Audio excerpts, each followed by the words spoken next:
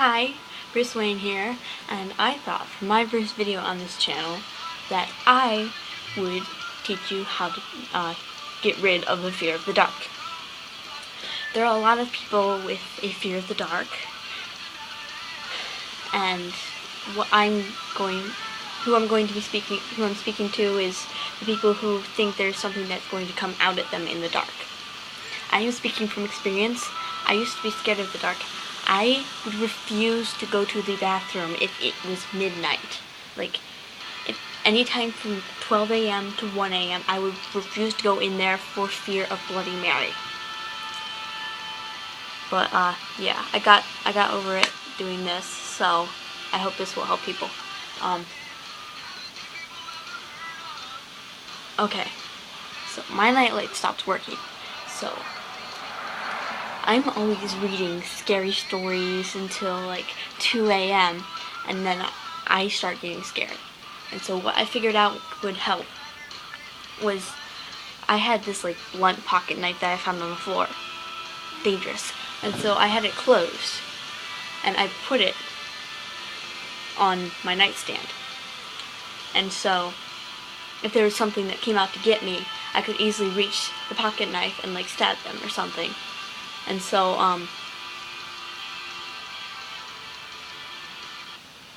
you know, it worked for a week, but then I realized that they could just like take the knife before they wake me up and stab me. So I then put it under my pillow. And so that kept me feeling safe for a while. And eventually it got to the point where I could sleep without the pocket knife under my pillow because I realized that I do not actually need it. I never used it because there was nothing that actually came out at me. Yeah, so basically I put the pocket knife under my pillow until I realized that I didn't actually need it, and then that was when I got over my fear of the dark. I still read the creepy stories at night, but I didn't have my problem. And for the Bloody Mary thing,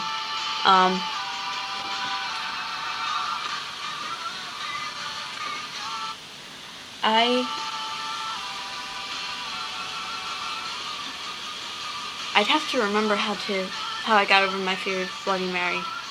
I think it was after I watched the Supernatural episode with Bloody Mary in it, because then I realized that one, there's so many variations of Bloody Mary that it doesn't even make sense for her to be real if there are so many versions of her. And then second, she was destroyed by Sam and Dean Winchester. Yeah. Awesome. Because they're awesome. But yeah.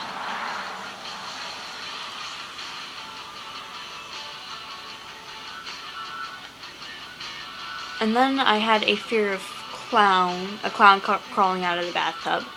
I got over that when Mom was telling her stories of how she had one of her old boyfriends was a clown. And so I was scared at first, but then she told the story and I realized that not all clowns were bad, and except for like the creepy ones. The ones with like the hatchets in their head and the blood all over their faces, and not the creepy baby ones either. But I realized that there is not going to be a clown in the bathtub. It is not going to appear out of nowhere and climb out of the shower curtain. One, our window is sealed off because it was broken. It is broken. And yeah. Is there really going to be a clown coming around at night in the middle of a small town and climb into someone's bathtub? I don't think so. Yeah, but I will have recurrences of a fear of the dark every now and again, like